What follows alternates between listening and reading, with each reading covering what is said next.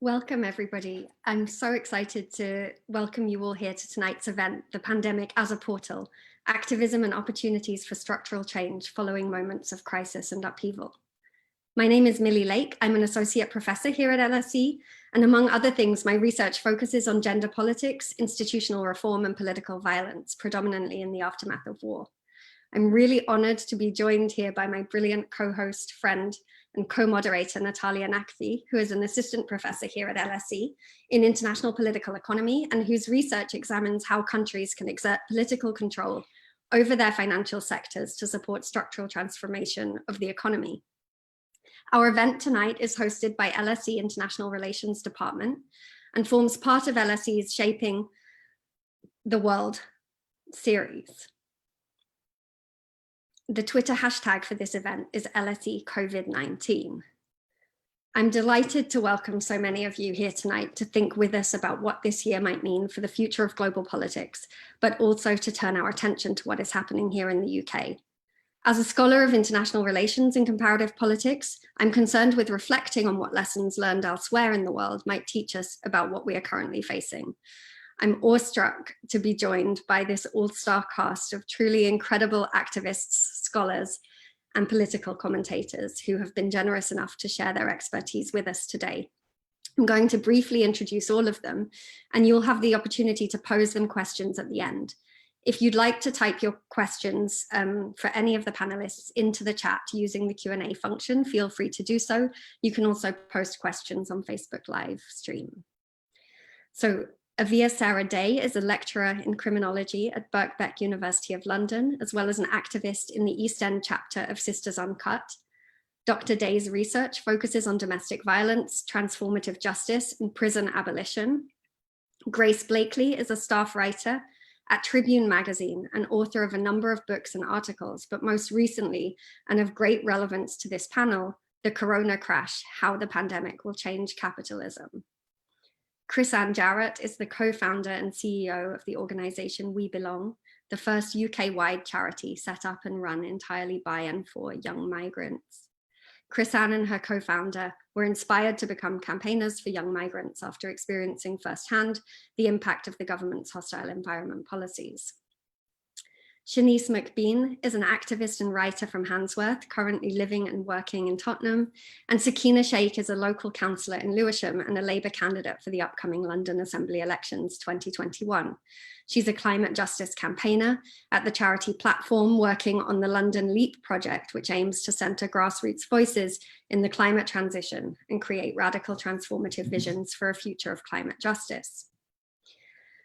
So before we get started, I just wanted to say a couple of words about the motivation for this event. And the title of it is taken from an article written by Arundhati Roy and published in the Financial Times back in April of this year.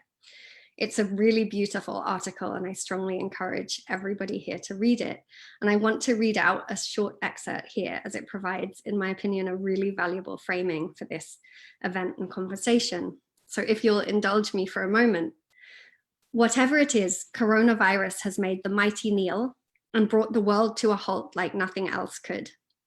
Our minds are still racing back and forth, longing for a return to normality, trying to stitch our future to our past and refusing to acknowledge the rupture. But the rupture exists, and in the midst of this terrible despair, it offers us a chance to rethink the doomsday machine we have built for ourselves. Nothing could be worse than a return to normality. Historically, pandemics have forced humans to break with the past and imagine their world anew. This one is no different. It is a portal, a gateway between one world and the next. We can choose to walk through it, dragging the carcasses of our prejudice and hatred, our avarice, our databanks and dead ideas, our dead rivers and smoky skies behind us. Or we can walk through lightly, with little luggage, ready to imagine another world and ready to fight for it. So this article resonated with me a lot when I first read it, and I've read it multiple times since. My own research, and in particular my recent work with Marie Berry and our collaborators, looks at war as a critical juncture for social transformation through the lens of feminist political organizing.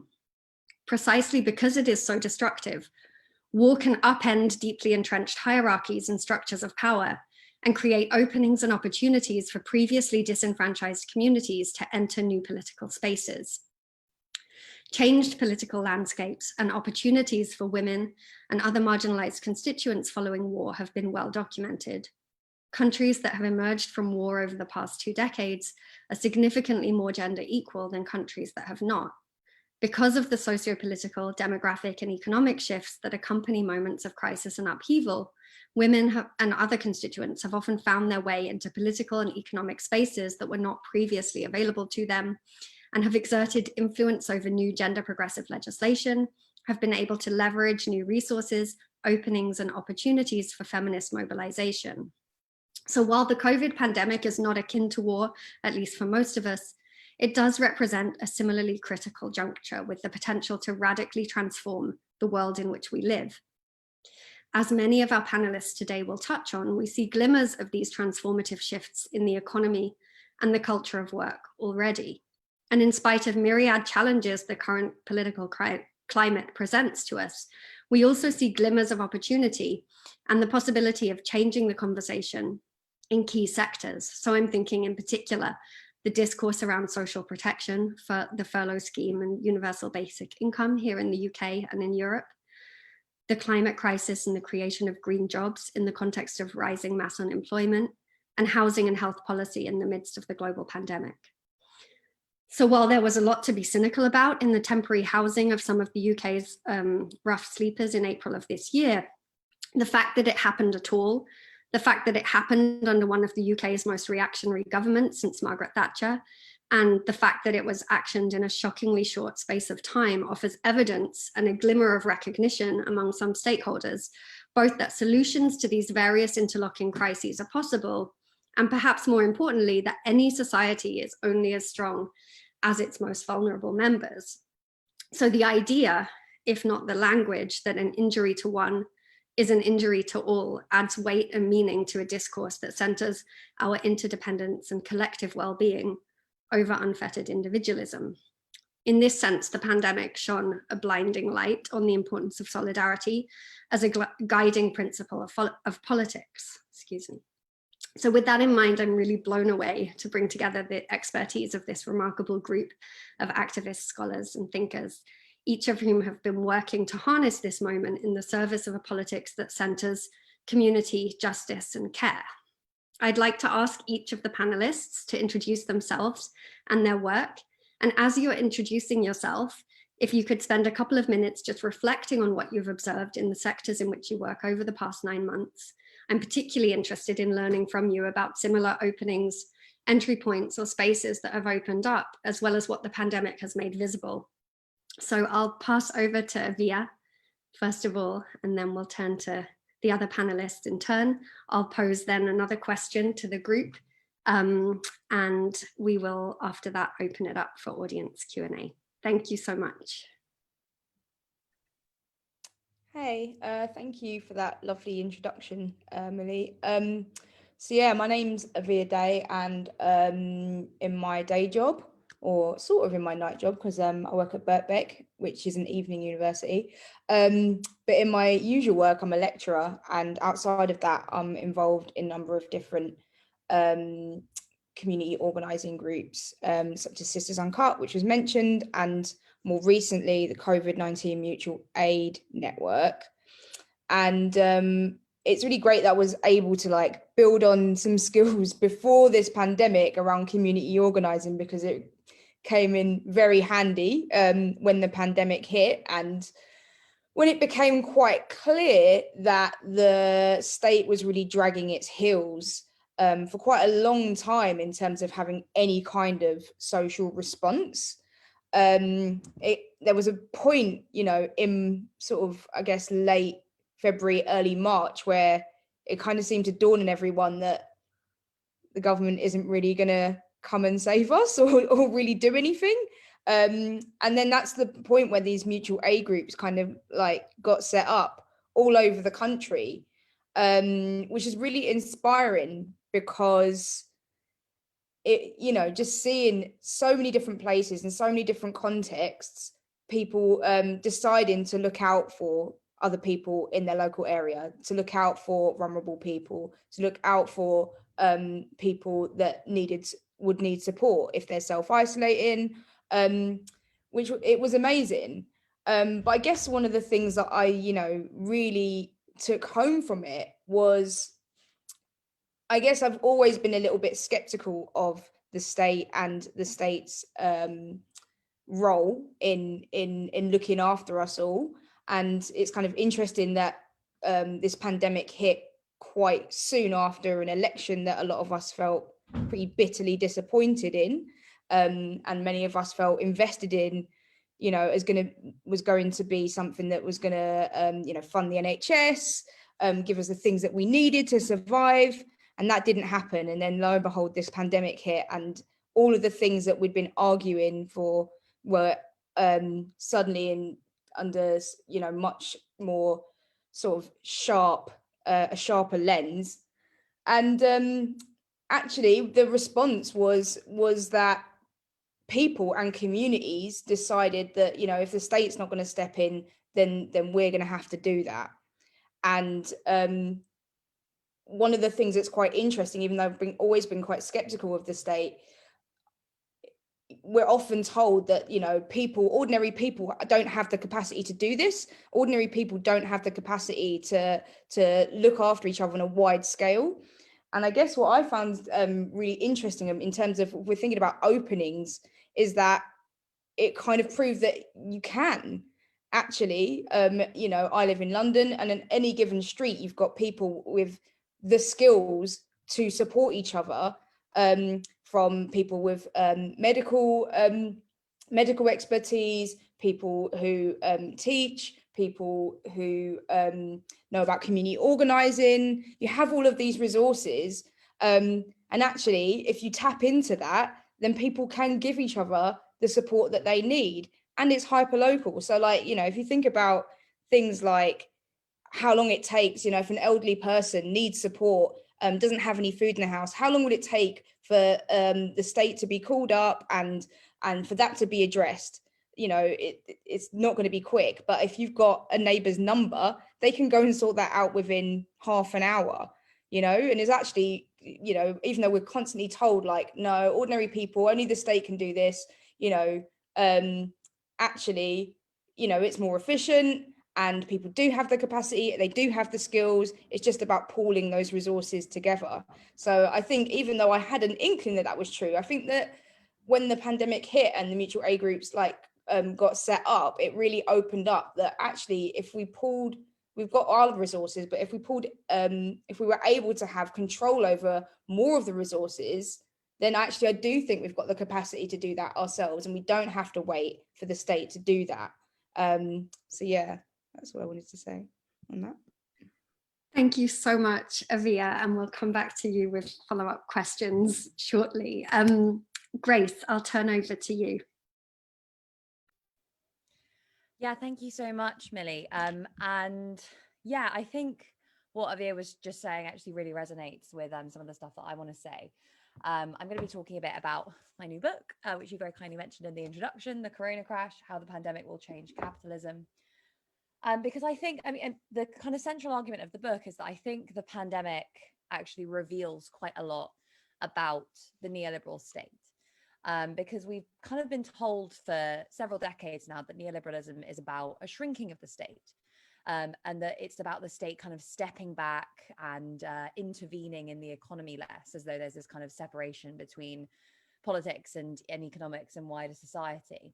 But actually, I think it's become very, very clear. It's actually very clear if you look back at many of the crises that have racked the global economy over the last several decades. But it's particularly clear now that neoliberalism is less about a shrinking of the state and more about a reorientation of the state away from supporting the interests of working people and towards supporting the interests of a very particular class coalition. And we've seen this over the course of the pandemic in the way that the kind of hierarchy of intervention was structured. And I think Aviah just laid that out really, really clearly. But when you think about it from a kind of macroeconomic perspective, what did the government do when the crisis was was kind of first beginning to hit the global north in kind of February and March. Well, we had immediate action from the Bank of England, which is an arm of the British state. And that was first undertaken to support the finance sector, lots of money pumped into financial markets. Then there were more programs announced by the Bank of England to support big businesses. Then we had some support announced by the government for mortgage holders. After that, it was support for small businesses. And then after small businesses came the furlough scheme, after some significant uncertainty as to whether or not that was going to happen, and under quite a lot of pressure from the unions and the labour movement. Now, that hierarchy says something in itself, but it also doesn't say a lot about the people who've been excluded from that support.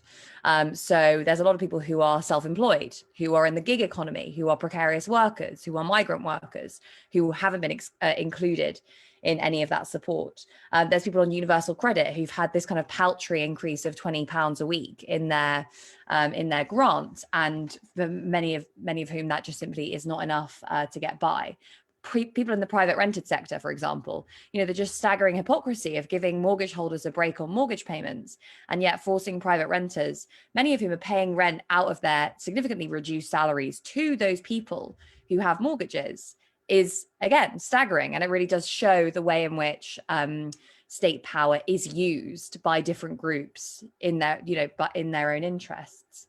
And as I said, this is something that's become clear over the pandemic, but it's also something that you can see in the development of the particular kind of capitalism that we have in the UK today, a kind of heavily financialized form of heavily financialized and internationalized form of capitalism. So it came out very much in the global financial crisis, when you had significant bailouts for large financial institutions, followed by austerity for the vast majority of people. But it also came out before then. If you look at the response to the tech bubble, for example, there was a real push by central bankers to say, we are going to cut interest rates very low. We're going to loosen monetary policy to make sure that this party can start up once again. So, this was a time at which central banking was kind of reoriented towards basically looking at what was going on in stock markets and saying, well, it's basically the role of central banks to make sure that stock prices are carrying on going up forever, and related to that, house prices. And, the ultimate manifestation of this way of thinking is quantitative easing, which has boosted house prices and exacerbated the housing crisis in the name of financial stability. This is, again, another good example of the way in which state power, and often quite technocratic forms of state power, are being used to support the interest of the wealthy elite at the expense of the vast majority of people. Another thing that we're seeing as a result of this crisis, and I write about this quite a bit in the book as well, is that it is striking at another central part of neoliberal ideology. So, the idea that the state needs to kind of get out of markets is one. The other one is the idea that competition within those markets is very, very important, because, this is, again, a long-term trend, but this crisis has really deepened levels of market concentration and monopoly power in a number of different industries. So, for example, the biggest tech companies, the biggest 5 tech companies, are now worth a quarter of the entire S&P 500 in the US, which is a staggering level of market concentration. And you tend to see this anyway during crises, when small firms collapse. Big firms with higher margins, better relationships to the state, better relationships with financial institutions are able to survive. And that process is now happening on steroids. The small businesses who are in receipt of those bounce back loans, the banks administering those loans have said that between 40 and 50% of those institutions will default. So we're seeing, this kind of structure of neoliberal ideology, which says states should get out of markets and markets should be competitive, is increasingly being shown for what it always was, which was just kind of a convenient ideology used to cover over the power relations that actually underpin this model, which has nothing to do with free markets, really. It has nothing to do with abstract economic ideas about the viability of competition in terms of promoting, social welfare.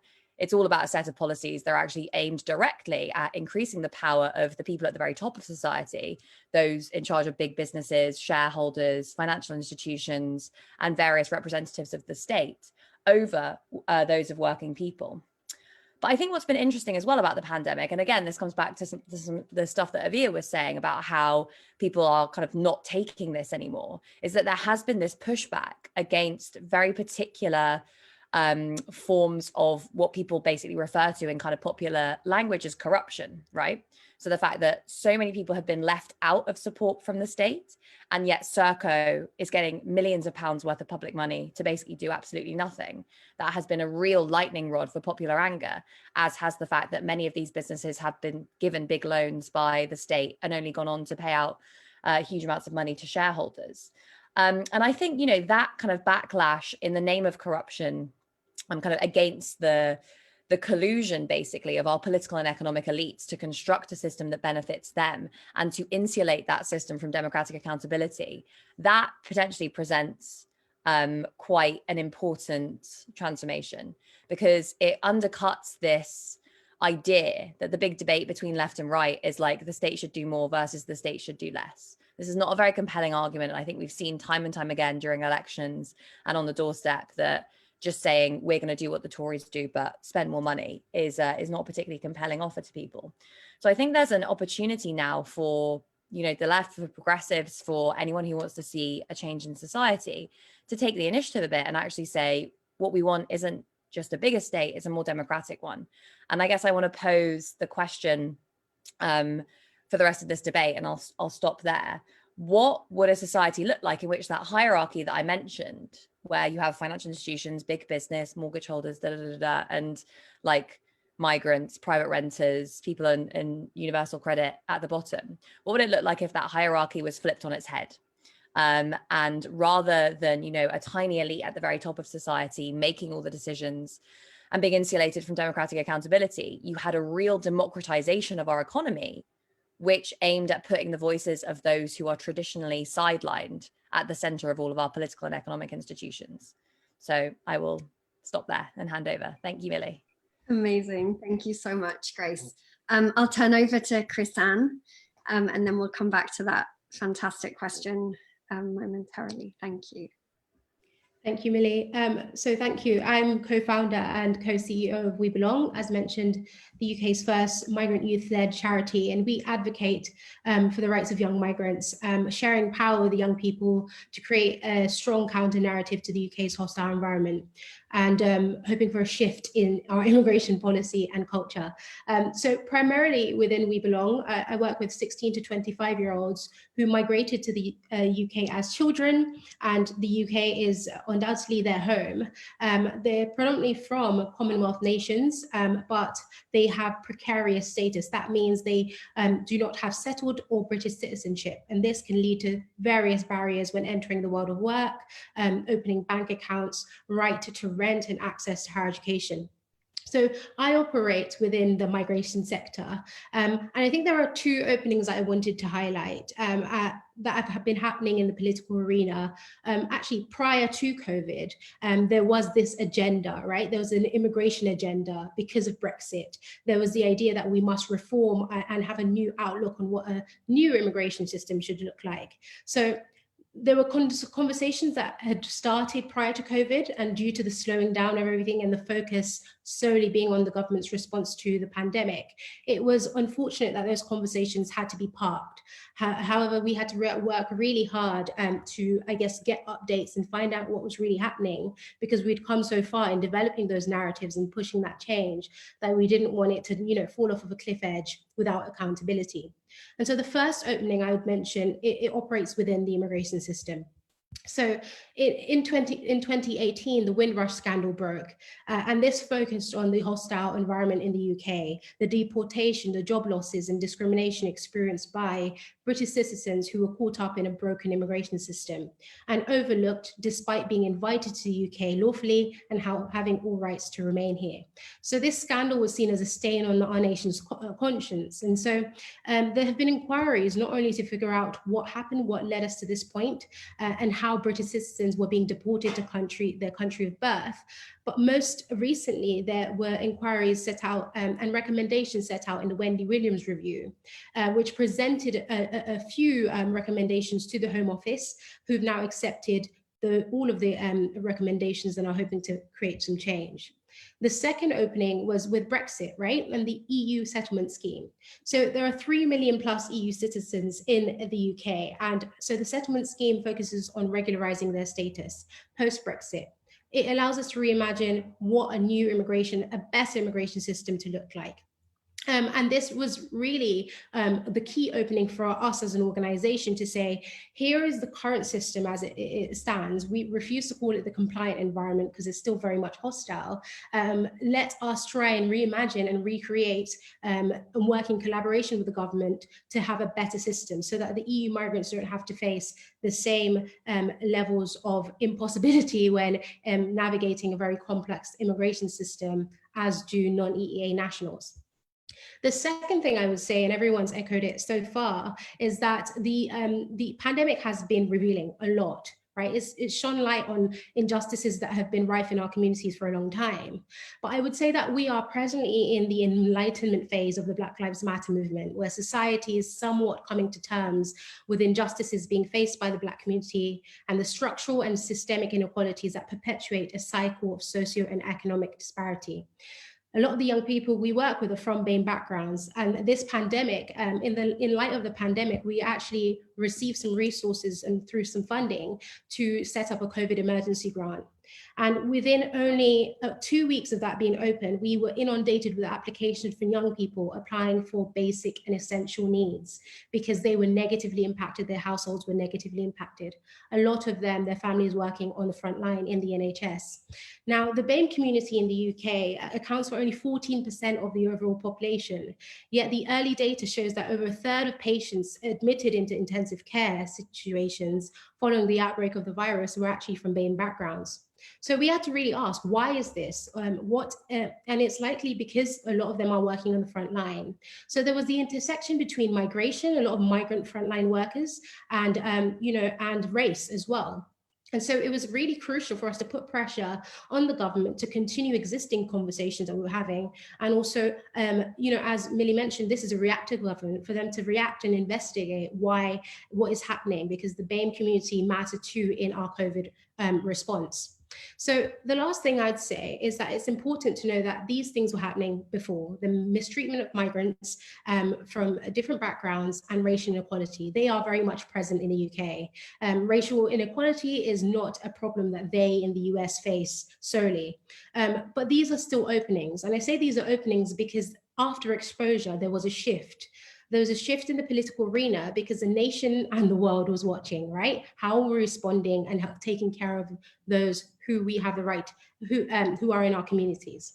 So these injustices were exposed using the power of social media activism as well. A lot of people managed, if they couldn't go out on the streets to campaign and advocate, they were taking to social media and organizing a digital movement. So I want us to just note that.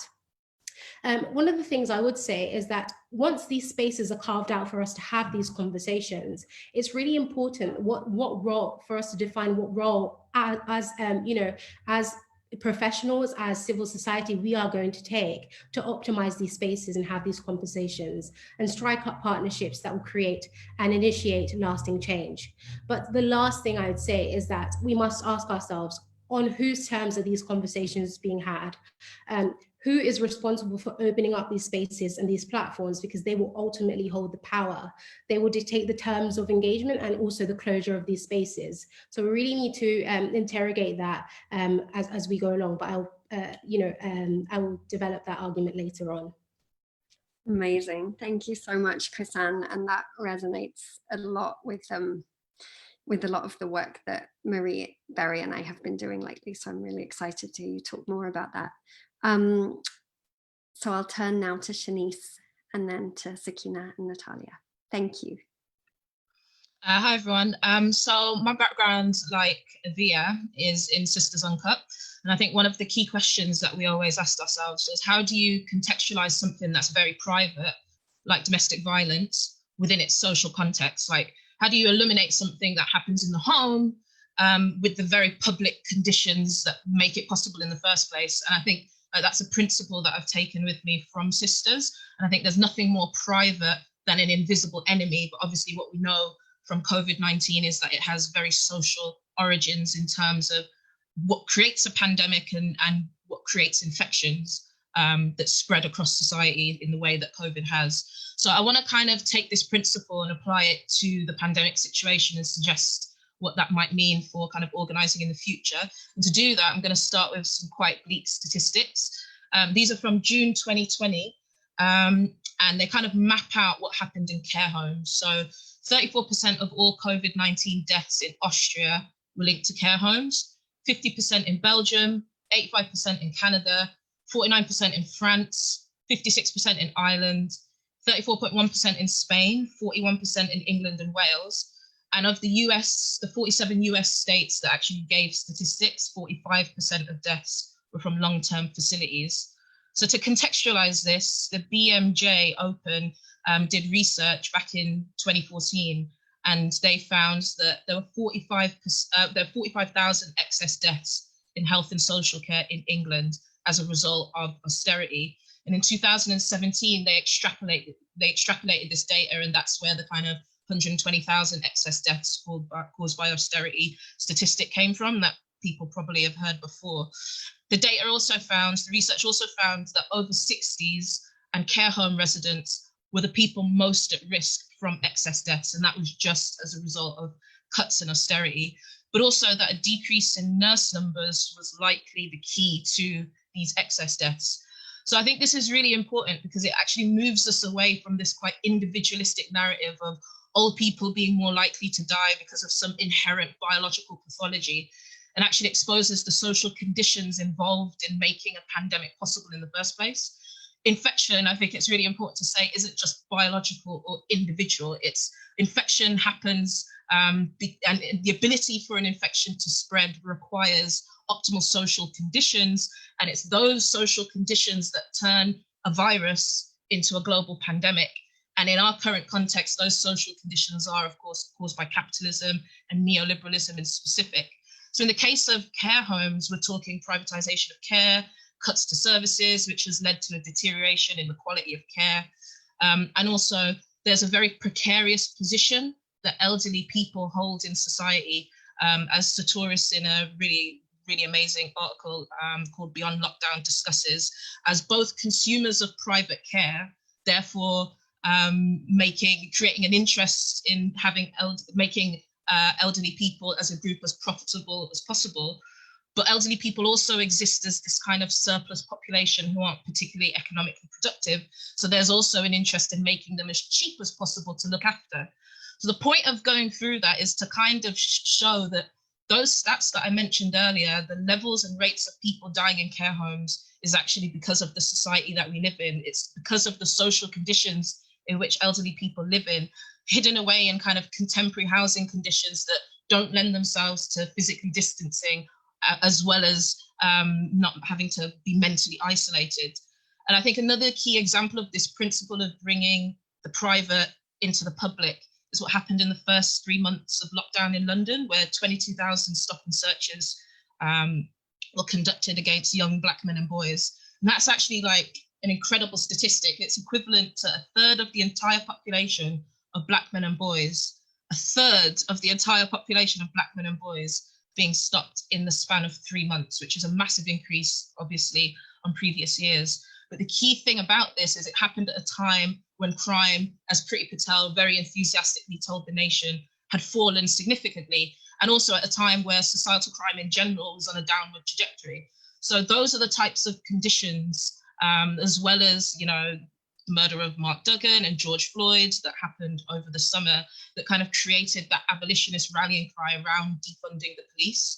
And one more thing that I want to kind of use to make this point before I get to the conclusion is we're all aware of the kind of higher mortality rate of Black, Asian and minority ethnic people as a result of COVID-19. But I think what's really important to discuss is the fact that that's not because of any kind of pre-existing health conditions necessarily, or, Black people just have these weird genes that make us more likely to die from respiratory disorders, but it's actually caused by an increased risk of infection, according to the Office of National Statistics themselves. And what causes an increased risk of infection?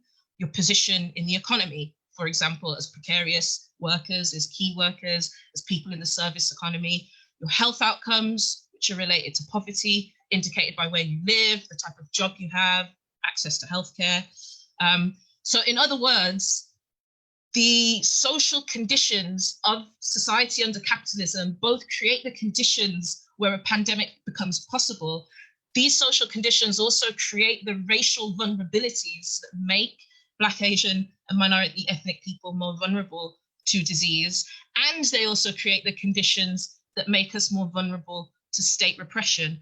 And the reason why I bring these three things in tandem is because I think never has there been a moment, at least in my young years, where the kind of interconnectedness of humanity has been more exposed than now, and the way in which, for those who are paying attention, class and race and the social conditions under capitalism that create it have been exposed and have come to the fore. And I guess to summarize, you know, in Roy's article, she discusses the fact that lockdown forced millions of poor workers and tenants in India to have to walk in for days in crowds to get back to villages to self-isolate. But that very push to force them to self-isolate in villages where they were neither working nor living actually exposed them to not only COVID-19, but hunger, exhaustion, state repression, homelessness, only to then be rejected and herded up by the police.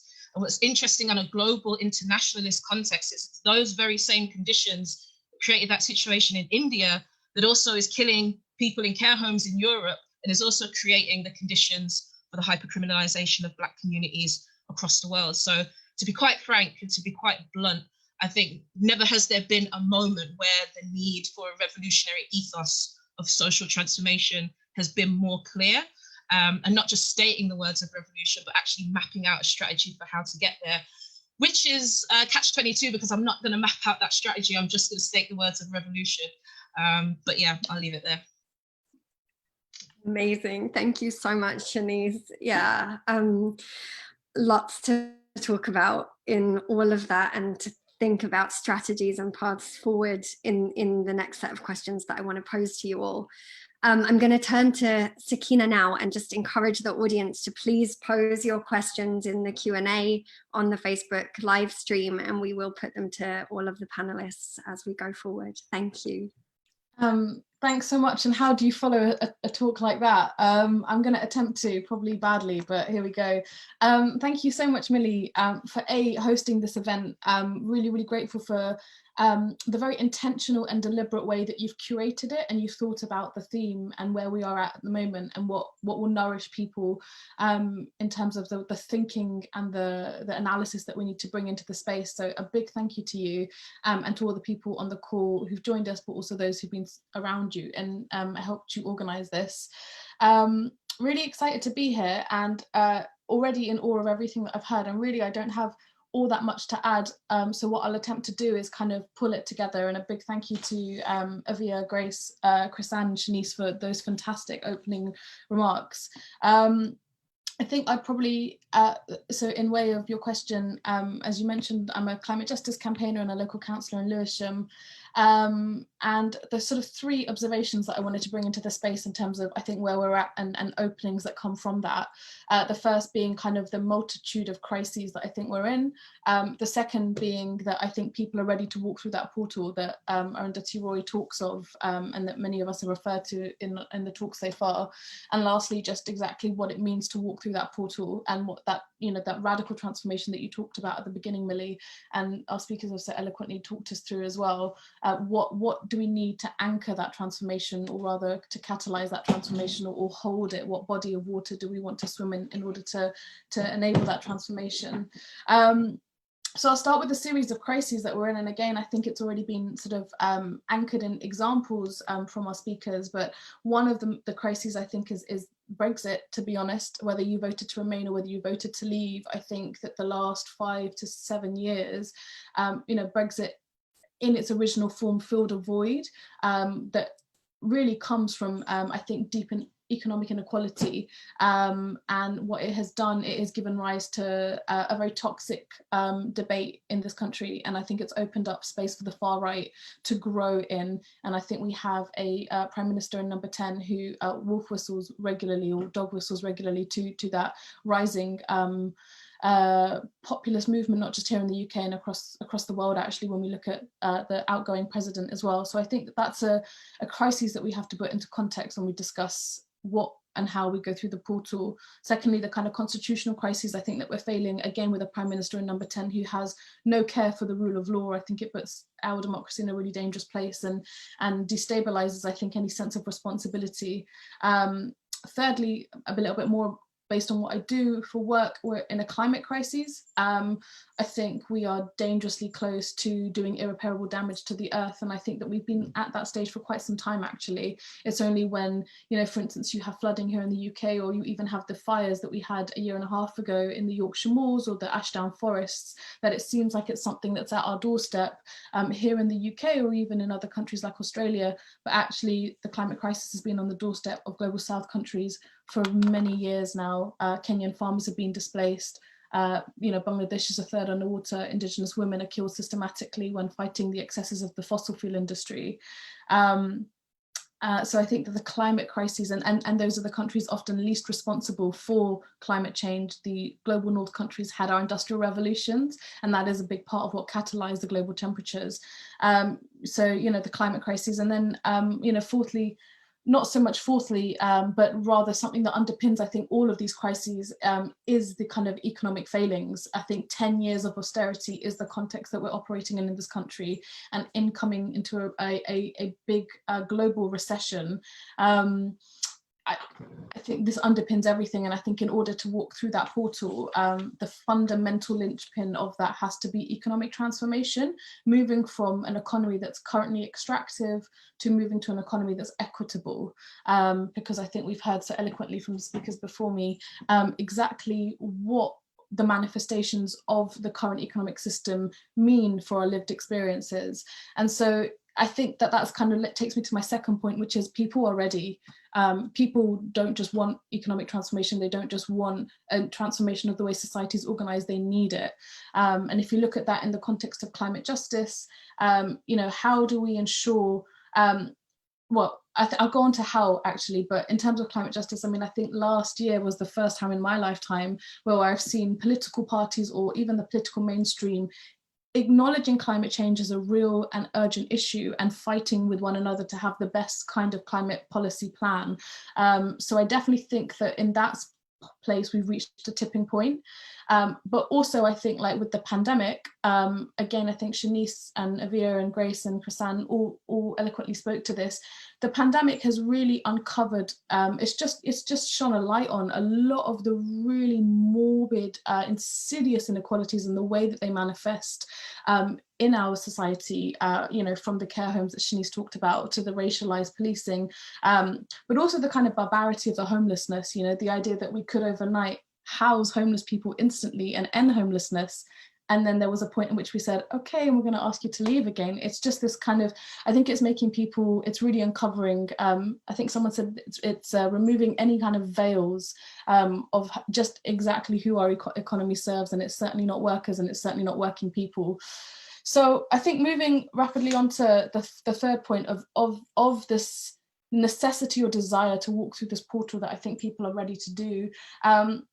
Well, I think this speaks a lot to what Aviah started us off with in terms of talking about mutual aid group. And the first point I'd make on this is about co-production of policy and using frontline solutions as the absolutely most fundamental way of enabling an actual walk towards liberation. I think if that's ultimately what we're all here fighting for, right? We're fighting for liberation. We're fighting for people's ability to have access to that liberation, own that liberation, create that liberation. And I think that for me, that means that different people need to make political decisions, and we need to make political decisions in a different way. And a lot of the work that I do at Platform on the London Leap project is thinking about that co-production of policy in the context of the climate transition. Now that we know that climate change is real, now that we can finally get on and start taking action around it, now that we know that an extractive economy is at the heart of what catalyzed climate change, and that it was a conversation about power and a conversation about money. It's the same structures of power and oppression that meant that Stephen Lawrence was killed here in South London, that mean Ken Saro-Wiwa was killed, a climate fighter in the Niger Delta. These global structures that you know, how do I put this, kind of secure power and locks it into certain places. In order to deeply and offer deep unlocking, we need to make sure more people are sitting on the table, more people are defining the table, what the decisions made on the table. And I think that the mutual aid groups showed us that that's possible. And I completely agree with Aviah. I've always had an inkling, but I think more than ever what it showed is people have a knowledge of their community that is unique to the people living in those communities.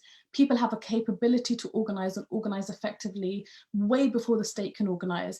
And above all, it's what you said, Aviah, it's the instincts. Our instincts aren't competition like we're told through the economic lens of an extractive economy. Our instincts are cooperation. It's like you said right at the beginning, Milli, if an injury to one is an injury to all, those are our fundamental instincts. So I think now more than ever, people who haven't previously been politically engaged have a sense and understanding of what it means to, and the power of collective action and what it can do in terms of uplifting everyone's quality of life. And the point that I would leave on is using the creative in order to enable that co-production. Angela Davies says this quote that often grounds me, which is, she says that no battle is ever truly won, but with each generation and in community, we expand our very notion of what liberation and freedom looks like. And for me, the things that are like crucial in that is, well, everyone, let's be sustainable in our activism, because no battle is ever truly won, and we're in here for the long haul, so look after yourselves. But also in community, are we the most effective? And ultimately it's about expanding our notion of freedom. It's about cultivating the creative in order to think of what liberation looks like. And I think some of the stuff that Shanice talked about so eloquently around abolitionist thinking, it comes from carving out the creative in our everyday. It comes in imagining a world and a life that's beyond what we exist in. So I know we'll be coming on to how we action this going forward, but I just wanted to say that the creative as a kind of place that taps into people's heart energy is where we begin to shift. It's where we begin to shift within the portal, but it's also a place that enables us to be our most imaginative self and think and feel and imagine the most abundant form of liberation. Wow, Sakina, thank you so much. I'm going to pass to Natalia to reflect a little bit on all of the comments that the panelists have offered us so far. And then I want to pose another question to all of you. I feel so fortunate to be here with all of these incredible minds. So thank you. Natalia, go ahead. Yes, hi. Thanks, Milli. So my comments won't be as long or as eloquent as the rest of the panelists. So just to quickly introduce myself again, I'm an assistant professor at LSE in International Relations.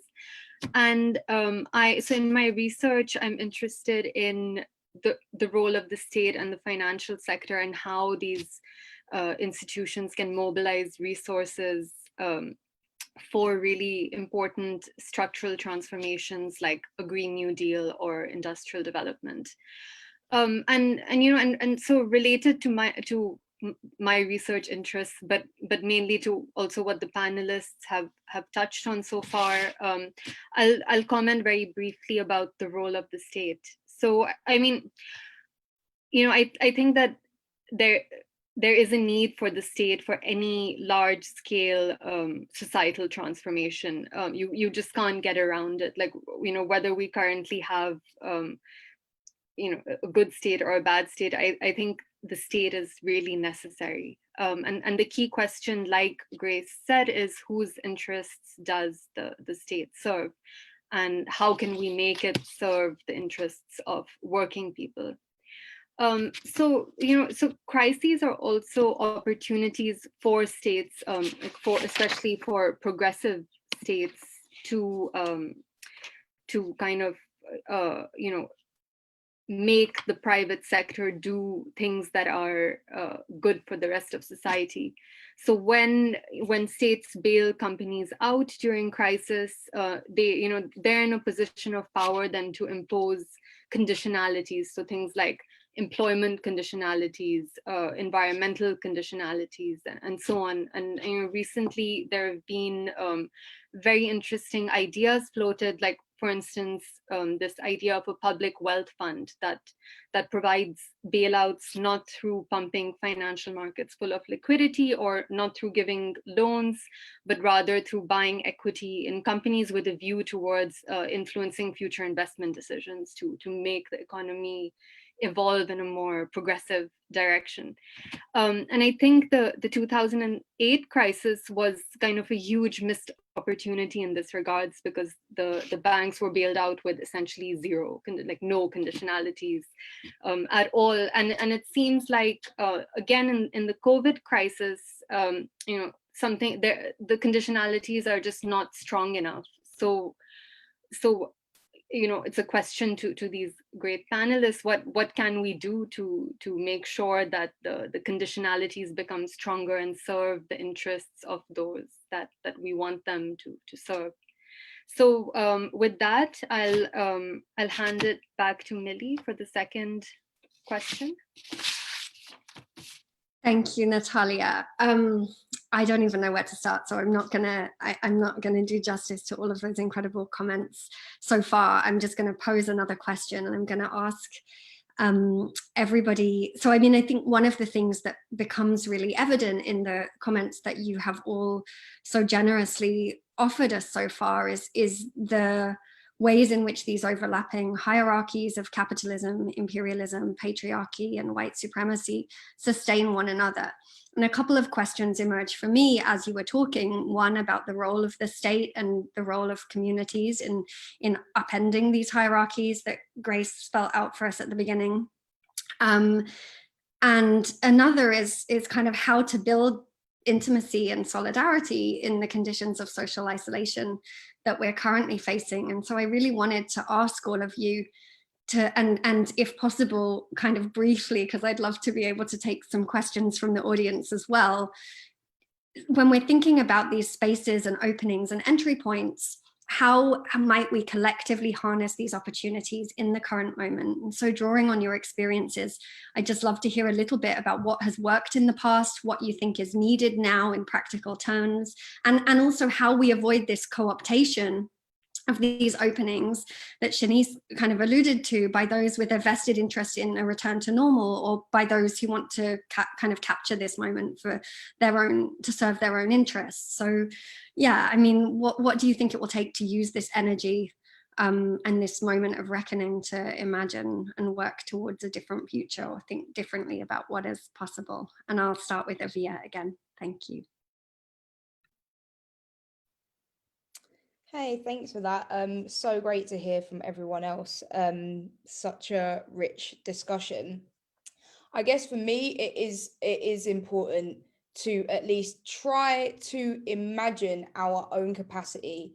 And as I was saying in my first introductory bit, the capacity of communities to have power and control over their own lives, and to have power and control over the resources that define their lives, and imagine what possibilities that could bring us in terms of meeting our needs. I think it's important not to limit our imagination around that. And I think for me, I've only ever seen evidence of the state limiting our imaginations and co-opting the things that have been imagined from the bottom up, or have been imagined by communities in terms of what they need. I don't doubt that the state has enormous capacity. However, I think it would be far larger in terms of our imaginations, in terms of our, what we imagine is possible for us to be,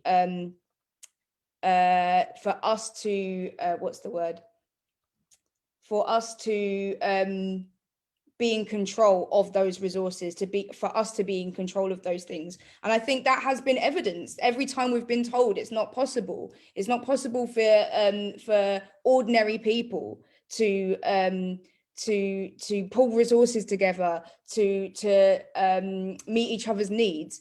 It's been proven. This happened not only in the pandemic has this light been shone, but we saw this in the wake of Grenfell as well, when in the days and the weeks after that tower was on fire, the state didn't stand in. It didn't turn up. It didn't support people. Only the community did. Only the community housed people. Only the community fed people. Only the community clothed people. And it did it really well. And it turned, and not only that, you know, people from the community counted the missing. The state didn't count the missing. The community did. There were people, statisticians from the estate who knew how to do that. We have those skills, but we don't have power. So I think, yeah, it's definitely true that at the moment, the systems that we need are in the hands of the state. But I definitely, you know, for me, I think every single time that we have imagined and then left it to the hands of the state, it has limited our capacity and it has limited our imaginations. And I think it's possible. You know, looking back, I think it's important to learn from history, learn from those mistakes, learn from the times that our struggle has been co-opted. And one of the examples that I always like to look at is because I work in domestic violence. I've worked in domestic violence for years. And the domestic, you know, the refuge movement, the women's refuge movement started we're in squats with volunteers and survivors without the state, outside of the state, on the basis of mutual aid, on the kind of things that we're talking about today in terms of COVID-19 and mutual aid, and that was it. And even though, you know, we now have professionalized refuges, the idea that actually this is better, I think is a mistake. We've gone from a system of mutual aid where people support each other, where survivors support each other, where they learn from each other, and where we've had an open door policy to 200 women being turned away every single day from refuges when the state co-opts the struggle. Okay, so it always limits. I've never really seen many examples where it's actually really expanded our imagination, it's expanded our capacity. It always limits it because it comes down to resources. So I think for me, we have to learn from that. We have to learn from that past. And we have to at least try to imagine something different and try to have some faith in our ability to take control of those resources and take control of those systems for ourselves and to define it for ourselves. Amazing. Thank you, Aviah. I'll turn over to Grace and then pass to the rest of you. Yeah, thank you so much for all those contributions. Can I just say how refreshing and inspiring it is to be on a panel full of so many incredible women of color who are all like bossing it in their respective spheres. It's been so great to hear from all of you guys. And yeah, I mean, you know, this panel is kind of turning hierarchies on its head, and you guys are all turning hierarchies on their heads in all of your lives. So it's really cool to be here. I think there is an interesting question. So yeah, Natalia, I obviously really agree with a lot of what you were saying, and found your question very interesting. I think there are lots of mechanisms that can be used to do the type of thing that you're describing. So the imposition of conditionality on institutions and bodies that receive state funding, and you know, there's things like, as you said, the bounce back loans being converted into equity. There's ideas of turning the kind of stock of assets that the Bank of England holds under QE into a national investment bank, using it to capitalize a national investment bank, and you know, all sorts of things like creating a national wealth fund, these sorts of things. I think, you know, we're not short on ideas when it comes to policy, partly at least because of the kind of just incredible intellectual resurgence that I think there's been in progressive movements over the last 5 years. I think the interesting question here, and the one that's been brought up quite a lot now, is this question of the state and of state power.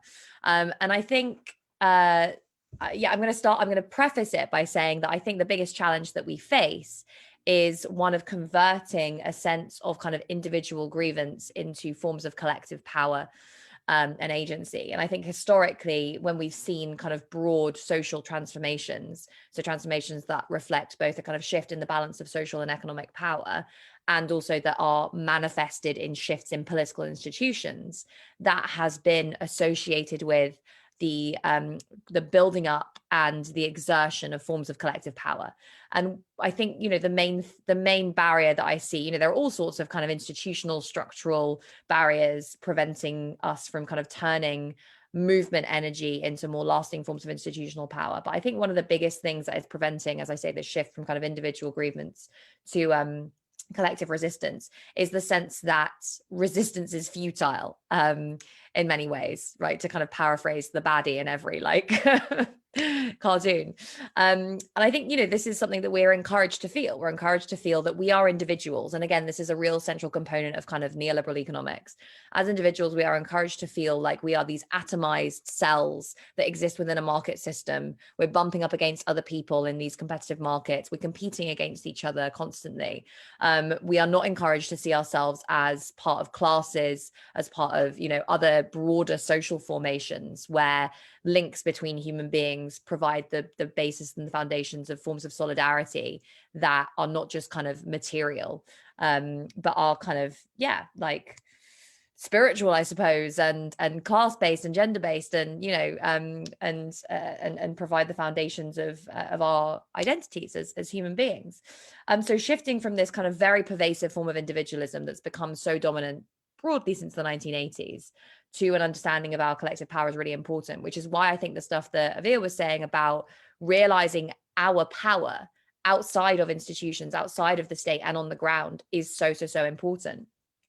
But I also think that doing that has to be the foundations for a wider political project, and indeed one that is actually aimed at gaining some sort of orientation towards state power. So I'm not saying, you know, we have to be in a situation where like we have a revolutionary party that is, manned by activists and takes control of the state and completely shifts things, because I don't think that's realistic. You know, any kind of movement that is going to be aiming towards state power in order to implement some of the things that we've been talking about is going to have to do so through an established political party. And at every step of the way, it's going to be chipped away at. It's going to be de-radicalized. It's going to be kind of, you know, battered down, basically. I think we've learned that recently. But the reason I think that it is important to kind of continue with that battle in along the lines of the Angela Davis quote that we heard earlier, to kind of not give up even in the face of, you know, barriers that seem to be completely and utterly stacked against you, is that whilst, you know, the source and the foundations of what I think need to be this collective social transformation are in individuals and communities, the state is always going to be there to knock that back and to push these efforts back.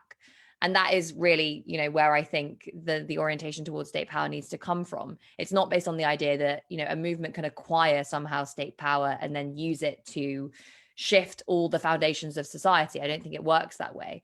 What I do think is that the state as a tool, which is effectively, you know, we see like states and markets as different, and like capitalism is something that happens in the realm of markets and the economy, but the capitalist state is a foundational part of the way that capitalism reproduces itself. And the capitalist state will continue to batter social movements that attempt to push back against its dominance. We saw that, you know, we've seen that throughout human history, right? Whether it's like migrants organizing against the state, whether it's like the labor movement in the 1980s, you know, whether like any kind of social movement that seems like it's close to being able to kind of create some sort of fundamental shift is radically and brutally attacked by all the different forces that the state can marshal and that capital can marshal: economic, political, military, police-based.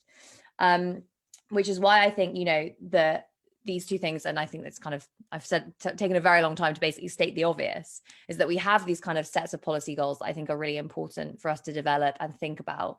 I think those need to be grounded in a collective project for I suppose both like spiritual transformation individually and like collective transformation in our communities that can provide the foundation for this wider movement. But that it isn't enough to just satisfy ourselves with a level of movement politics and with kind of the politics of resistance. I think we need to transform that into an institutional foundation. And in fact, I think that has actually been the biggest problem that has emerged from the politics of Corbyn in the last 5 years was the unwillingness or inability to transform a very, very powerful social movement made up of hundreds of thousands of people across the country into more lasting forms of institutional power. And that's potentially why we end up in the position that we found ourselves today. Yeah, I will leave it there. And also, I've said to Milli, but I'm really sorry, I do have to head off early, so I'm going to stay for as long as I can to listen to further contributions, but I will then have to sneak out. So thank you very much. Thank you, Grace. Chrisann. Thank you. So what is the role of the state? And I guess my answer to that is it depends on what we're asking the state to do. So if it comes to the healing of communities and communities getting closure, I don't think that that's what we can actually look to the state for. I think we have to look within our communities and, rely on each other to have that healing process happen and that empowerment model. And I'll go into it much later. But the first thing I would say is everyone kind of touched upon it before.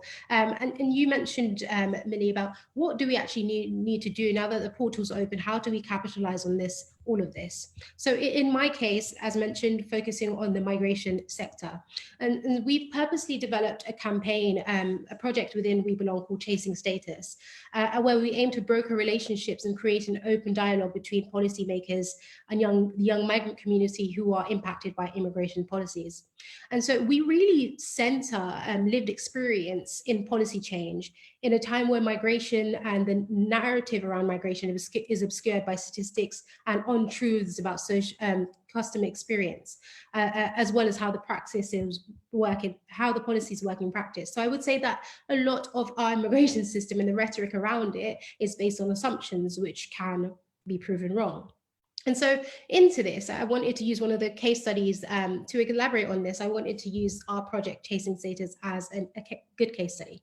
So as mentioned, the pandemic slowed everything down. Policy was not moving in a way that we would want it to go in terms of the pace of change. And it's really unfortunate that actually a lot of immigration policy in this country is made through the most undemocratic means of implementation ever, and that's through secondary legislation. It doesn't take much of a debate, doesn't take a lot of noise to be made for legislation that has a massive impact on thousands of people to happen. So we really wanted to ensure that we're engaged in those conversations. And so what we actually decided to do, we purposely did not launch any campaigns since March of 2020. Up until now, we haven't launched any new campaigns. And instead of making a noise externally, we used this opportunity to create partnerships with MPs and civil servants in the quest to make more substantive cultural changes within the Home Office and ensure, as I mentioned, that the Windrush Scandal never happens again. And this was a bold decision not to make new campaigns, but rather focusing on strategy of gaining allies. So allyship is really important. Now, as a charity, we are politically neutral, and we've gained a lot of momentum amongst Labour MPs and the opposition so far, but we must look to where actually power lies and who has the connections to make things happen. And as a result, in our project of trying to get shorter, more affordable routes to settlement for young migrants, we looked to targeting Conservative MPs. And we did this very quietly. And we did this through predominantly writing letters, which was very constituent-led. It was led by the young people with lived experience. And it was a simple offer. The simple offer was, can you meet with us? A request and offer. Can you meet with us to discuss how this immigration system is impacting myself and my family? I hope that in that conversation, you'd better understand where myself and the other young migrants are coming from. And as a result, can we work together to make change? So there was the educative piece in those meetings, and as well as the offer for allyship. And I think that's really important. I think there is a tendency within society when calling for equality for us to create an us and them narrative. So we must really try and be really intentional about creating a new narrative that's inclusive. People have wrongfully associated equality as a progressive movement, and hence it is always equated to leftist ideologies. But this is problematic, and we must see equality at the core as a value that people from all aspects of the political spectrum can and do subscribe to. And so we really led by using the language of values in our interactions with Conservative MPs. And we've actually gained a lot of ground in that time. In that time, we managed to get a lot of meeting with civil servants and MPs, not only in the, you know, not only those in the cabinet, but also primarily backbenchers who do carry some sort of power as well. We shouldn't undermine the power of backbenchers in sometimes levering or connecting you to people that can actually create change. And as a result of that, by employing, you know, by using the values such as equality and family, the unit, and the cohesiveness of society, and also the aspirational rhetoric that young people want to fully contribute to society, and here's what's the barrier that they're facing, how can we work together to remove this? And this tactic has really benefited us, and we've since given evidence to the Home Affairs Select Committee, and this has led to direct questions being made of the Immigration Minister, and now there's a meeting that we're going to have with the Immigration Minister, Kevin Foster, to see how we can work together. The final thing I would say, and everyone's touched upon it, is that this role of the state is really limited, because as mentioned, it's inevitable that when there is a power struggle, there will inevitably be a power struggle when it comes to social and legal change, where those in power are determined to, you know, make the status quo as it is, the status quo, no changes. And as a result, they determined, you know, we've seen it with a lot of things after a scandal or crisis has happened. Post-crisis, the government has erected these advisory groups or inquiries that are very limited in nature, and it's their attempt to compartmentalize change and not, you know, not lead to a transformative reform within the actual immigration system.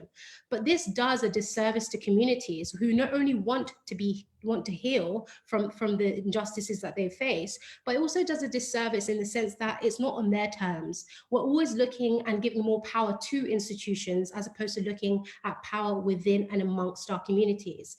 And that's really why We Belong was really set up. We recognize that actually there was this thing where, you know, there's different phases of social change. And even after implementation, we have to then address and look internally within, for example, the migrant community and say, what are the state of affairs?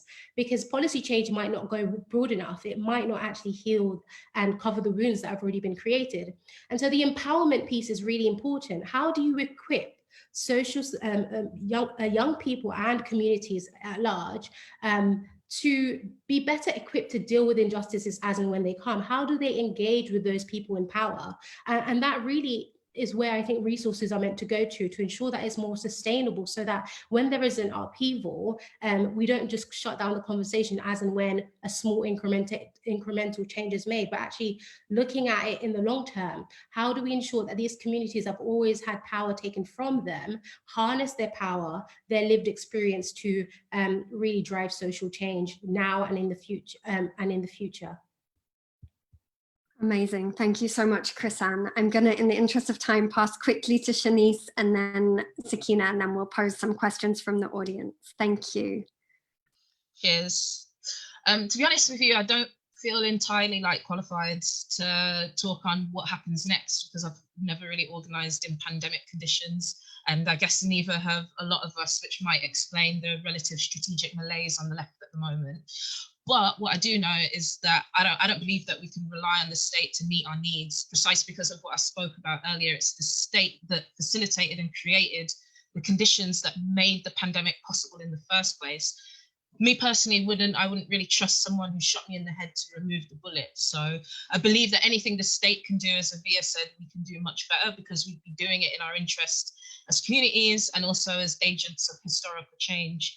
But I think one of the kind of crux, and I guess one of the sticking points that I found thinking about organising in the current context is the two things that are really vital to activism and organising: space and the ability to socialise, have both become politicised places of caution and of fear due to the risk of spreading the disease. But it's precisely, as I said, space and sociality that are actually vital to the ways in which we envision political activity. So the protests, the meeting, the action, all of this happens both in physical space and socializing with other people.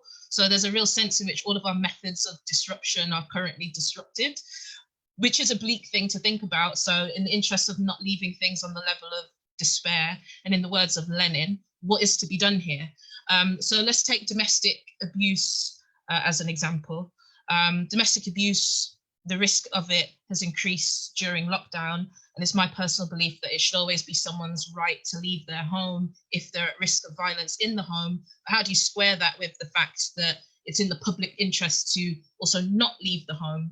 So I guess there's a question here when we're talking about space is, are there ways to actually repurpose unused space?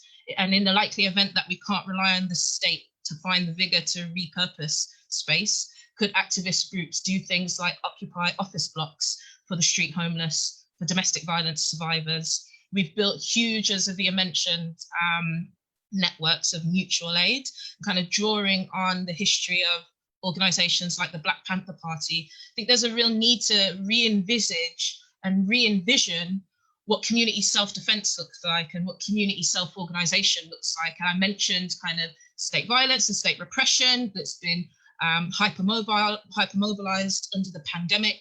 Are there ways that we can use these mutual aid networks in service of preventing evictions, preventing immigration raids, intervening and recording stop and searches? And I guess maybe another thing to think about is there a way within our activism to reimagine public health?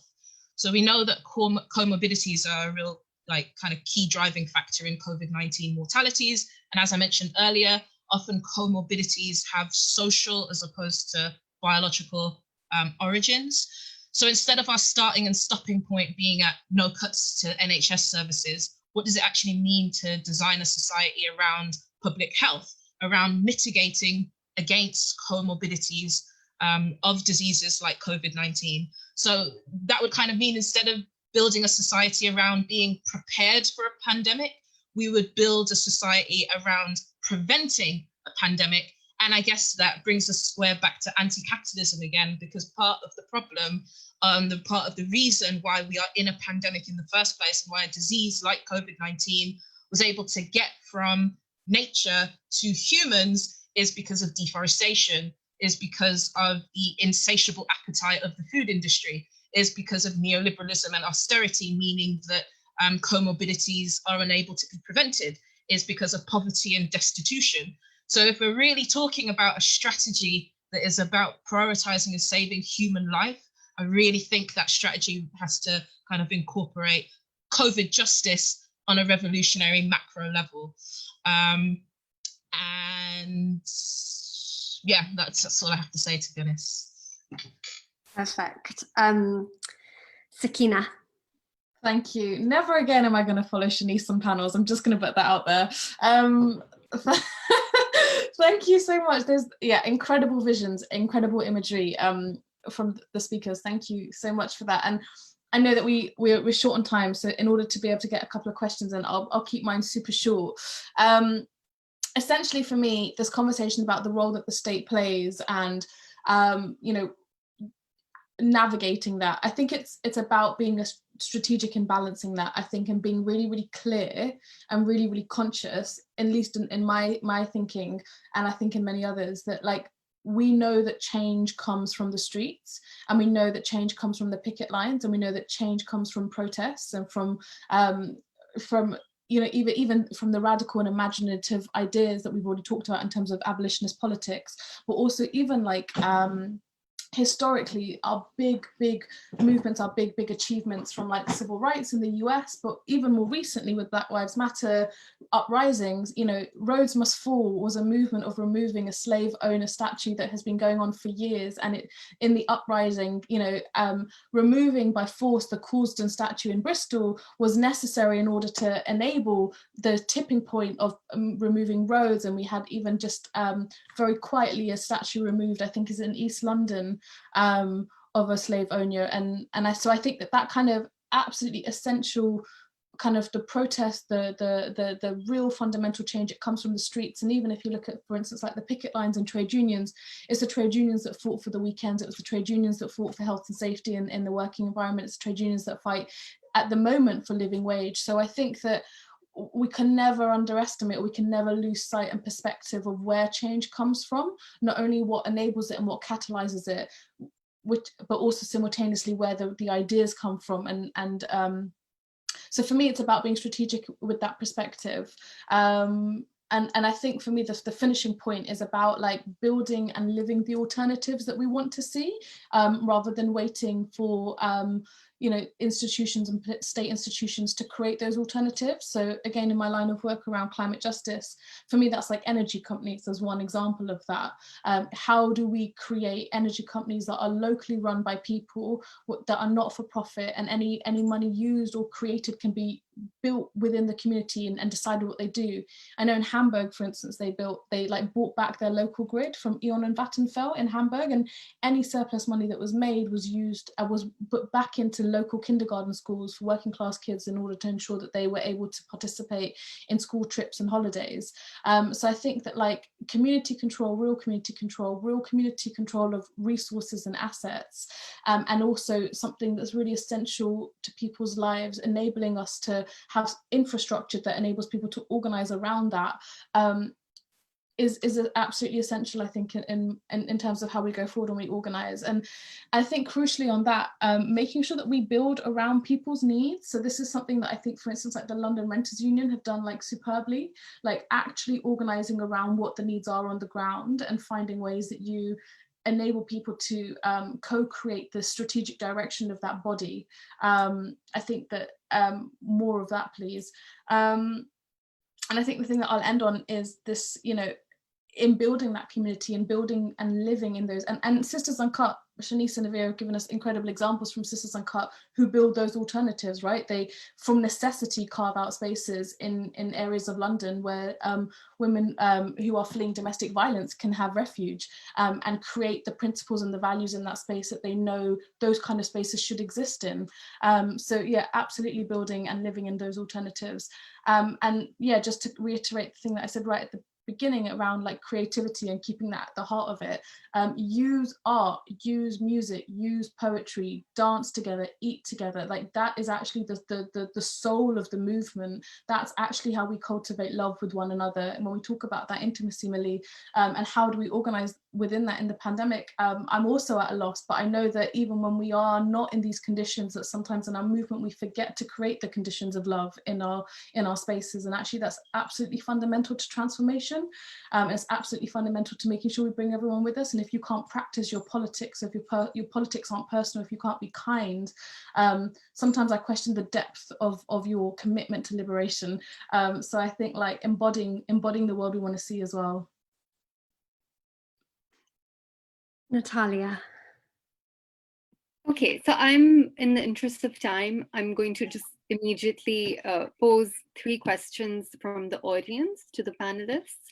And then maybe if you guys could respond to whichever question you want to, in the order that you guys originally spoke on. And maybe if you could just keep the response to 1 minute, just so that we finish by 8.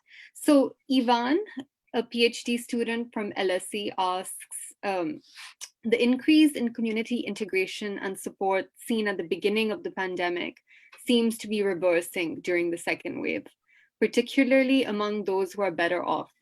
How can we realistically deconstruct the system and increase democracy without breaking the social fabric or alienating certain groups of people? The second question is from Grace Wild. She asks, what impact do you think the rhetoric around heroizing, particularly public sector key workers, had on precarious workers in the gig economy and their engagement with activism, unions, and speaking up for their employment rights, their rights over PPE, over sick pay, etc.? And then the final question is from Oscar Humberto Ortega from Nicaragua. He asks, what can smaller or developing countries do to prepare for the new normal? What new skills, fundraising, and other options are there to get out and improve the situation worldwide? So should we start maybe with Aviah? If you could just respond to whichever of those you like. Yeah, I think I'm gonna try and go for the first question. I think it's a really important question to ask at this point, especially since, you know, I've never really felt like lived in a time where society has felt so divided. However, there are these little pockets and these little moments which feel like you can imagine something else. And I guess what I would like to see is a strategy for building on what we have developed and established during the pandemic around mutual aid, around community support, around community self-sufficiency, building on those networks, which at the moment may only be like a number of WhatsApp groups or Facebook groups all over the country, into something a little bit more substantial. So I'm thinking of moving that up to, you know, as Shanice was saying, spaces where we can do that organizing work in social centers, or in, you know, occupying office blocks, whatever it is, or building towards getting the money and the resources to do those things on a bigger scale. And in terms of, you know, the question around not alienating certain groups, I think it's important that we bring solidarity back onto the agenda. And when I talk about solidarity, I mean proactive solidarity. What is kind of missing from a lot of our organizing is the idea that actually for most of us, our interests are actually in common. We don't feel like it, and a lot of people talk about the individualizing nature of neoliberalism, but actually, like, how many people of my generation are facing housing problems, fixed term contracts, or unemployment, or working in the gig economy, or a lack of access to healthcare.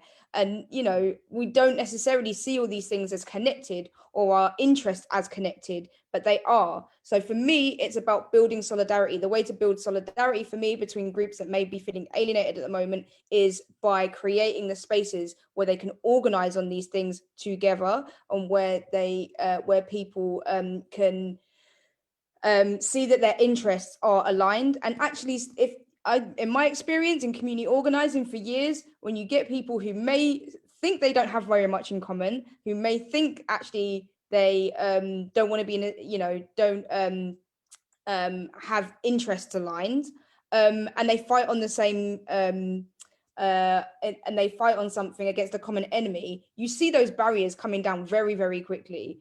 It's for me the only strategy that works. And that I've seen to work, and it's been proven to work as far as I can tell. So I'd like to like scale up the kind of the things we've established around mutual aid, and expand it, and kind of make it a bit more concrete. Thank you. Chrisann was next.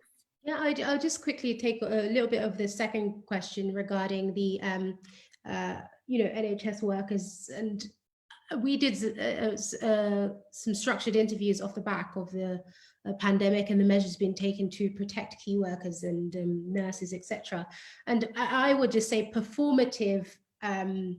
It was very performative, right? The measures of clapping every Thursday for NHS workers, and quite insulting, to be honest. So I think that I would say, from just the interviews that we had with young people whose parents worked in frontline jobs, they wanted to see more tangible change. So I would say that, you know, don't get distracted by the little tokens of appreciation, but rather really interrogate that. You know, take the token, but then say, actually, but I think this is what we should do instead. We need pay rises, we need more PPE equipment, we need to demand for more.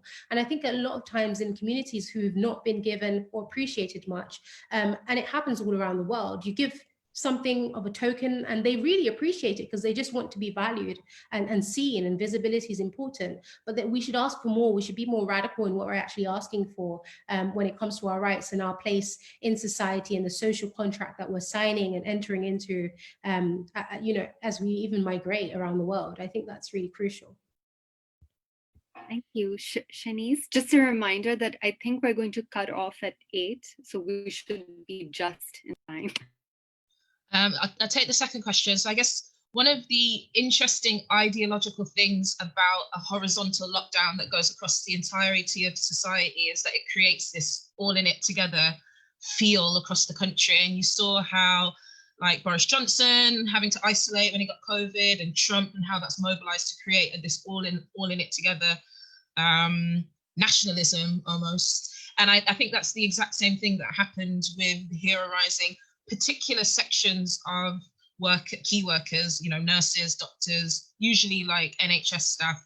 And I think what that really served to do was invisibilize the class dynamics at the heart of what it meant to be a key worker, which is that you are going out to do a rubbish job that's probably going to pay you very little. You're probably working shifts on huge hours, sometimes probably being rotated, and that kind of public sector vibe that was created around key workers is really just like a small percentage of the key workers, right? So I guess there's something that was quite invisibilizing about how that was used. And so I really don't have any solutions for how we counteract that, except to say that we should make sure that we counteract that narrative in our activism. And finally, Sakina. Yeah, I'm just conscious we'll get cut off, so I just really want to just say thank you. Is it going to end? Is it going to cut out? So we've been told, but we're not sure. Maybe we should just pass back to you to say thank you for having us and wrap up, because I'd hate for us to be cut out in the midst of someone's sentence. No, please, Sakina, we want you to have the last word. I've got nothing interesting to say. Okay, all I'll say is I just want to uplift what Aviah was saying about I'd love to see a kind of infrastructuralization, if that's even a word, of the mutual aid groups. I think that's an incredible infrastructure that we've got, and also it's people who aren't previously politicized, I think, can understand the shortcomings of government priorities, because undoubtedly working people and people in the care homes were sacrificed. And I think I did a talk during the pandemic, and someone even reminded me that we went into lockdown, but some of the people in the gig economy didn't go into lockdown. They still had to go, delivery drivers still had to go out and work. And I think that sacrificing of certain communities within the UK has become as something that's actually historical, and we've seen in global south countries, and we see here in black and brown working class communities especially.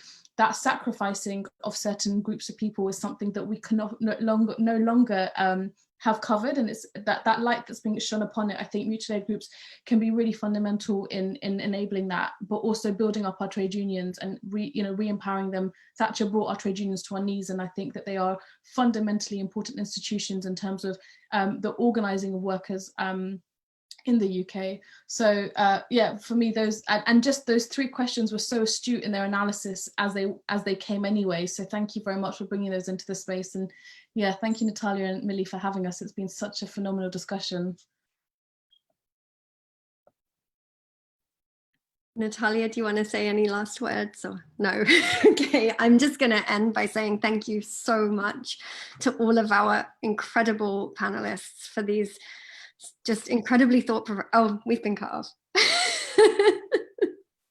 At least you got to say a thank you. I did. I'm actually kind of glad, because I wasn't going to have anything smart to say after all of that. So it does look like we're still live and that we're still on Facebook and we're still recording, just FYI. Good to know.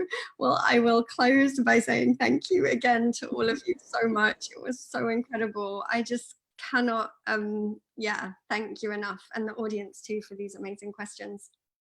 So we will close the event now, and for anybody who is still watching, please feel free to look at the LSE IR and LSE public events page for future events in the COVID and the World series, although I can't imagine how they could follow this one. So thanks to everybody, and see you again soon.